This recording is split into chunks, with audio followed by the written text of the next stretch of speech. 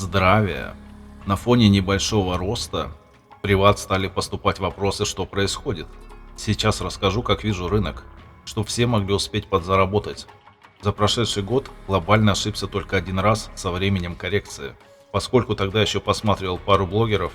Плюс, если ты серьезно к этому относишься, то сопоставляешь, изучаешь графики монет и прошлые циклы, а они как раз всегда показывали коррекцию гораздо раньше.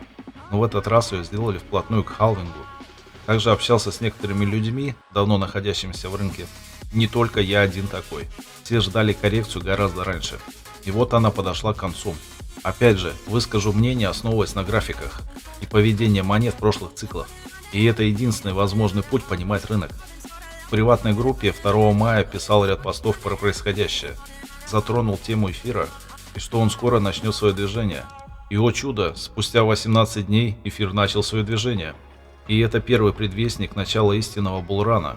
Сначала отрастает биткоин, затем эфир, затем вся альта. Впрочем, это не совсем корректно. Рынок растет вместе. Просто под конец разгон идет сильнее в альте, поскольку народ перекладывает из одного актива в другой, дабы сорвать больше куш. Плюс ящик начнет сильно подогревать хомяков, чтобы те продавали квартиры, машины, детей, печень и вкладывались в крипту. Но в этот момент уже будет поздно. Вплоть до новостей, что Чайна опять разрешит крипту и майнинг. Кстати, о разогреве. Биткоин сделает еще один шаг вверх. Куда его загонят, загадка. Думаю, в район 150 тысяч вполне реально. И он главный локомотив роста. Его без вариантов еще будут толкать вверх. В этом цикле форсят новостями эфир. И началась тема с принятием ETF эфира. Это когда самые главные разрешатели разрешают богоизбранным инвестиционным фондам набирать в свои портфели актив официально. Если картинка будет такая же, как и с принятием ETF биткоина, то мы увидим разгон актива в ближайшие месяцы.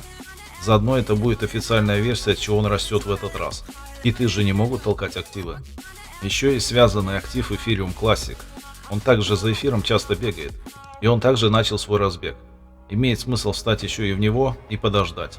Также ожидаю, что скоро пойдет бодряк рынка в целом. И всякие вялые активы, лежащие на дне, типа атом космоса, начнут свой ход. Их также интересно набрать в этой точке, а не когда уже рост пойдет. У таких активов просматривается первый шаг в виде удвоения стоимости, с дальнейшим перехаем локальных пиков. Как видите, по графику идет боковик накопления, и скоро начнет стрелять. Теперь, что касается ракет. Посмотрел сейчас старый ролик, говорил о инжективе в октябре 2023 года. Кто послушал, молодец и уже сделал иксы. Вслед за рынком ракеты также ушли на коррекцию. И сейчас находятся в повторной зоне накопления. Они неизбежно полетят вверх с перехаем текущих пиков. Как далеко – это вопрос. Сейчас очень удачная точка закупки для инвестора. Рынок в ближайшие месяцы уйдет в разворот. Главным показателем разбега будет рост эфириума, который в этом цикле может забрать много ликвидности. Ожидаю, что все же до конца 2024 года мы увидим пики по криптовалюте. Возможно, постоим в зоне разгрузки еще какое-то время в 2025 году.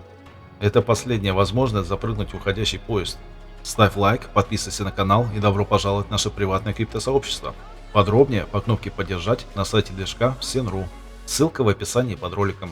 Всем добра, здоровья, процветания и денег.